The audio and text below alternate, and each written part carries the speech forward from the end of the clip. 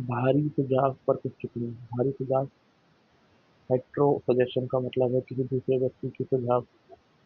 सभी युगों और दुनिया के हर हिस्सों में सुझाव की शक्ति ने मानव जाति के जीवन में प्रमुख भूमिका निभाई है। राजनीतिक मान्यताएं, धार्मिक आस्थाएं और सांस्कृतिक परंपराएं भारी सुझाव की शक्ति की बदौलत फलती फूलती रही हैं। पहली बात तो लाइन में बोला है कि भारी सुझाव ने हमेशा से ही मानव के जीवन में बहुत सुझाव ने मानव के जीवन में बहुत महत्वपूर्ण भूमिका निभाई है। ठीक है। राजनीतिक मान्यताएं, जो राजनीतिक मान्यताएं हैं, जो धार्मिक आस्थाएं और सांस्कृतिक परंपराएं, ये भारी सुझाव यार। जो हम धर्म के बारे में बातें सीखते हैं तो हम दूसरों के जो दूसरे बोलते हैं उन्हें तो अपनाते हैं हम। ठीक है। सुझाव का प्रयोग दूसरों को अनुशासित और नियंत्रित करने के साधन के रूप में भी किया जा सकता है। सही बात है। आप किसी को अपने फायदे के लिए सुझाव दे सकते हो, जो कि भाई ऐसे करे करो, इसका फायदा होगा। इसका प्रयोग दूसरे को नियंत्रित करने के लिए किया जा सकता है जिन्हें मस्तिष्क के नियमों की समझ नहीं है। अब जिन्हें मस्तिष्क के नियमों की समझ नहीं है, उन जिनको नहीं पता उनका अवचेतन कैसे, 99.9% लोगों को नहीं पता ये अवचेतन काम कैसे करता है। अभी देखा नहीं, हिंदी इंग्लिश वाला हिंदी वाला टीचर इतना पढ़ा लिखा आदमी, उसे नहीं पता। संरचनात्मक रूप से ये अद्भुत और बेहतरीन है। ठीक है। नकारात्मक रूप से ये मस्तिष्क की प्रक्रिया के सभी प्रतिमानों में सबसे विध्वंस है। विध्वंस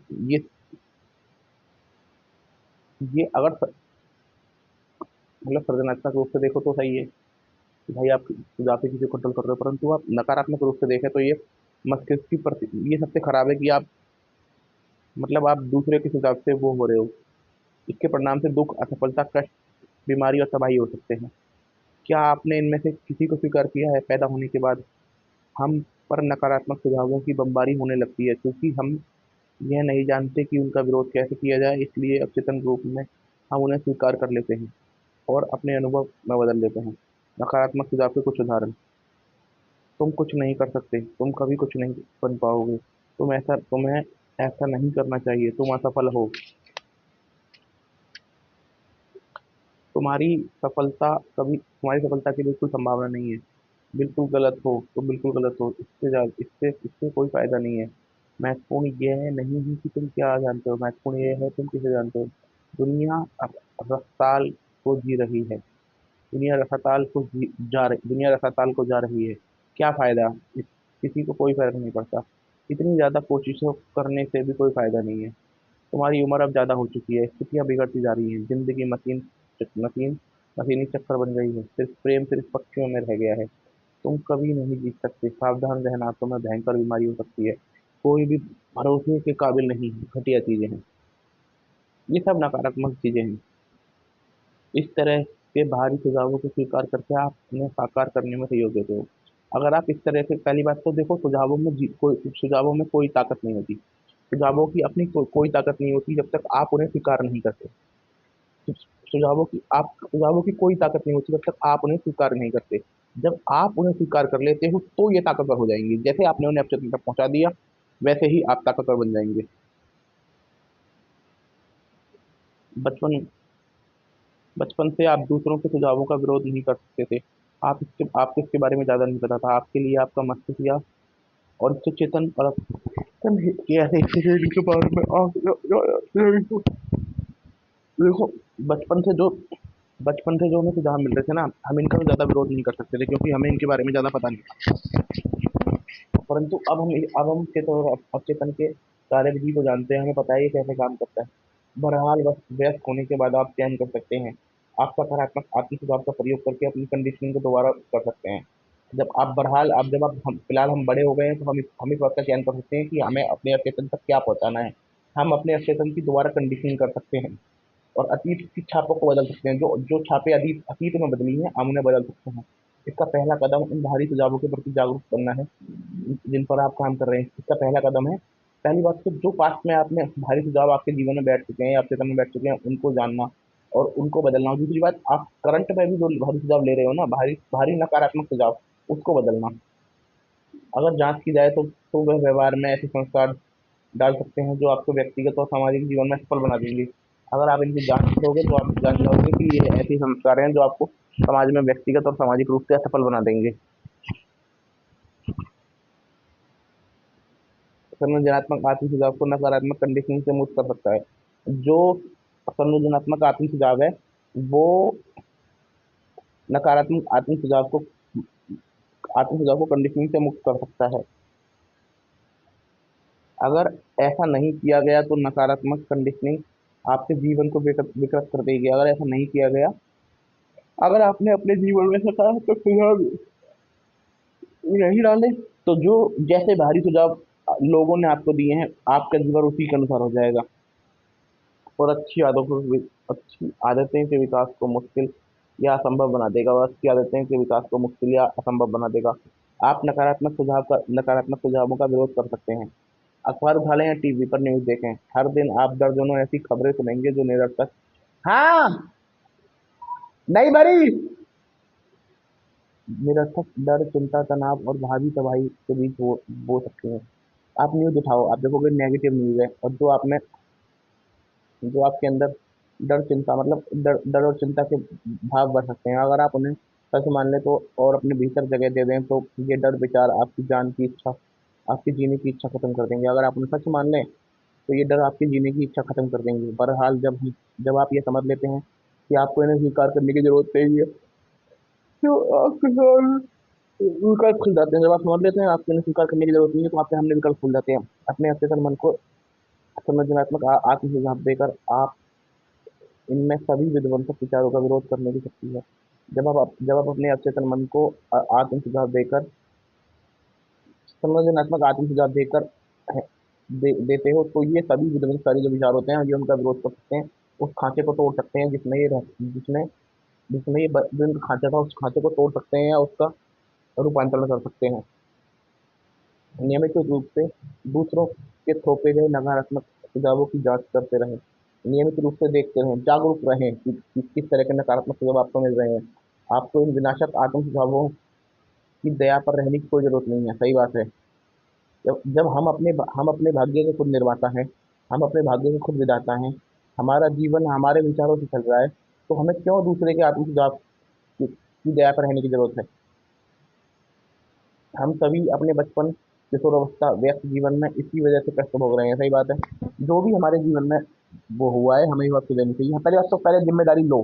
जब तक आप जिम्मेदारी नहीं लोगे अपने जीवन की, जब तक आप इसे भगवान के भरोसे, नीति के भरोसे, परिवार के भरोसे, किस्मत के भरोसे, आपके हालात के भरोसे, आपके देश के भरोसे, आपकी शकल के भरोसे छोड़ोगे, जब तक आपका जीवन, पहले आप अपने जीवन के मालिक बनो। जब आप जीवन के मालिक बन जाते हो, तो ये आपका जीवन आपके इशारों पर चलने लगेगा। और आपके इशारों पर कैसे चलेगा? जब आप अपने विचारों को अपने इशारों पर चलाओगे। जब अगर आप पीछे मुड़कर देखेंगे तो आसानी से याद कर सकते हैं कि माता पिता, दोस्तों, रिश्तेदार, शिक्षक और सहयोगी ने जिस तरह आपको नकारात्मक सुझाव दिए हैं, उनकी कही गई बातों का विश्लेषण करके उनमें छिपे गए अर्थ को गौर से जांच करें। आप पाएंगे कि उनमें से ज़्यादातर बातें झूठी हैं। उनमें छिपा हुआ उद्देश्य आप में डर पैदा करके आपको नियंत्रित करना करना था और है। जो भी आप नकारात्मक सुझाव को ध्यान से देखते हैं, तो ये आपके रिश्तेदारों ने, आपके पड़ोसियों ने, आपके माता पिता ने दिए हैं। और इनमें से अधिकतर का जिससे अधिक मतलब जानबूझकर, बेशक उन्होंने जानबूझ कर ऐसा नहीं किया हो, या फिर वो अपने डर को आगे थोप रहे हैं, परंतु उन सबका एक ही लक्ष्य था, एक ही वो था गोल, कि आपके भीतर डर पैदा करना। बेशक उन्होंने जानबूझकर किया हो या बिना जाने किया हो। बाहरी सुझाव पर यह प्रक्रिया हर घर, ऑफिस, फैक्ट्री और क्लबों में चलती रहती है। लोग भारी सुझाव देते रहते हैं। धीरे धीरे धीरे आपको पता चल जाएगा कि जाने अनजाने में लोग सुझावों का उद्देश्य क्या होता है। आप जैसा वही सोचते हैं, महसूस करते हैं, काम करते हैं जो चाहते हैं, जैसा कि उनके फायदे में पहुंचे, भले ही आपको नुकसान पहुंचाए। ज़्यादातर लोग सुझाव अपने फायदे के लिए देते हैं और चाहते हैं कि आप उन्हीं के अनुसार काम करो, या फिर वो जो उनके जीवन में उनके अनियंत्रित नियंत्रित विचारों के कारण अनुभव उत्पन्न हुए होते हैं, वो उन्हीं अनुभव को चाहते हैं कि वो हमारे जीवन में उत्पन्न हो जाए, जाने या ना अनजाने में। किस तरह सुझावों ने एक आदमी की जान ले ली। मेरे दूर के रिश्तेदार, भारत के मशहूर भविष्यवक्ता क्रिस्टल ग्लेजर से अपना भविष्य पूछा। जोशी ने उसे बताया कि उसका दिल बहुत कमजोर है, वह अगली अमावस्या को मर जाएगा। मेरा रिश्तेदार सब रह गया। उसने अपने परिवार के हर व्यक्ति को भविष्यवाणी बताई। उसने अपने वकील से मिलकर वसीयत ठीक करवा ली। जब मैंने उसे उसके विश्वास से दिखाने की कोशिश करी तो उसने मुझे बताया कि वह भविष्यवक्ता की अद्भुत परलौकिक शक्तियाँ हैं। उस भविष्यवक्ता में अद्भुत परलौकिक शक्तियाँ हैं। वह भविष्यवक्ता लोगों का बहुत भला या बुरा कर सकती है। अभी नहीं भरी।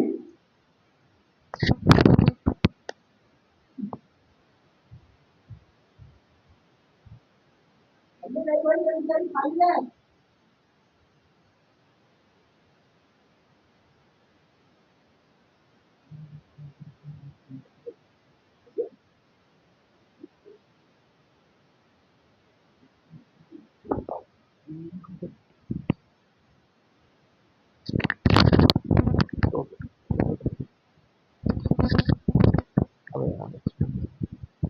तो तो उसने बताया कि जब डॉक्टर साहब ने उसके विचारों को बदलने की कोशिश करी तो उस मूर्ख आदमी ने, अब तो सच चला गए हैं वो, उसने भविष्यवक्ता की भलाई कर वो तारीफ करने लगा कि भाई उसे बहुत नॉलेज है ना।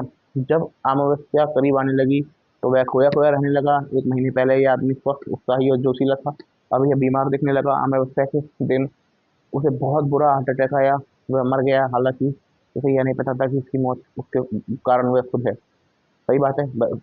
क्रिस्टल ग्लेजर से मिला भविष्य, उसने उसे बताया कि भैया आप तो मरने वाले हो। वो भी तो भारी सुझाव है।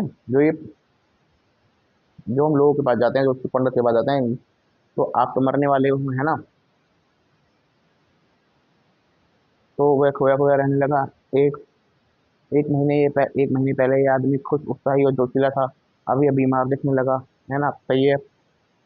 तो उसे ये नहीं पता था कि भैया वो एक सड़ा हुआ गोबर था, गंध थी, जिसको तूने अपने गले लगा लिया। और जब जब जब जब तूने उसे गले लगा लिया तो आपके अफसर ने उसे ठीक कर दिया।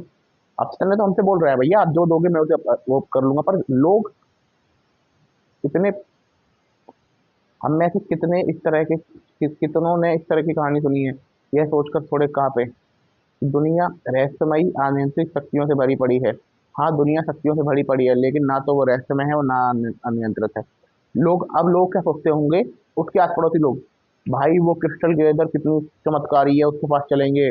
भाई इस दुनिया में कितनी रहस्यमयी अनियंत्रित शक्तियां हैं। वे मूर्खों, सारी रहस्यमयी और अनियंत्रित शक्तियां आपके भीतर हैं। डॉक्टर साहब के रिश्तेदार ने खुद उनकी जान ली, क्योंकि उसने क्योंकि उसने एक सशक्त सुझाव को अवचेतन में दाखिल होने दिया। उसे भविष्यवक्ता की शक्तियों पर पूरा भरोसा था। इसलिए उसने इसलिए उसने उसकी भविष्यवाणी को पूरा सच मान लिया। जब वो उस भविष्यवक्ता के, अरे नहीं भरी लड़की मम्मी, आगे ऊपर देखी तुम, खाना का जबरदस्ती कर रही हो, जल नहीं भरी, जल नहीं भरी, हाँ गया नहीं, समझ में चलती है।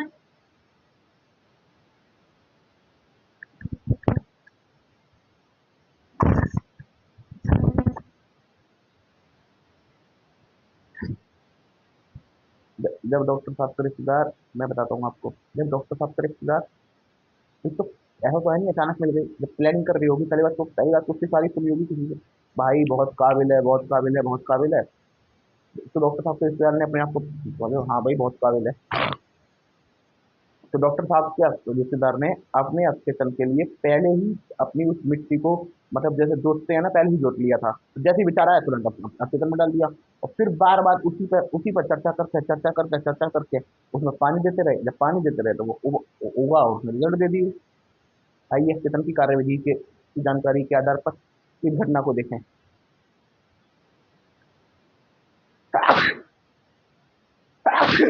आइए ऑब्जेक्शन की कार्यविधि के आधार पर इस घटना को देखें। व्यक्ति का चेतन या तार्किक मस्तिष्क इस बात पर यकीन करता है, ऑब्जेक्शनों को स्वीकार कर लेता है।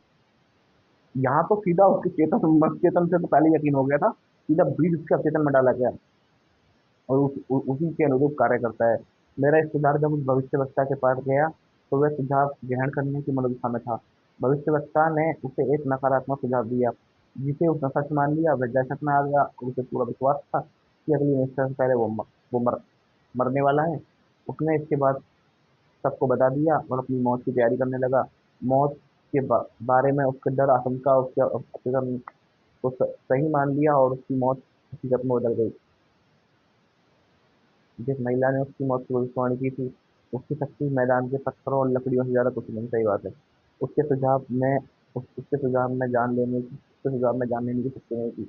अगर वह आदमी मन के नियमों को जानता, तो वह इस नकारात्मक सुझावों को पूरी तरह अस्वीकार कर देता और भविष्यवक्ता के शब्दों पर जरा भी ध्यान नहीं देता। सही बात है।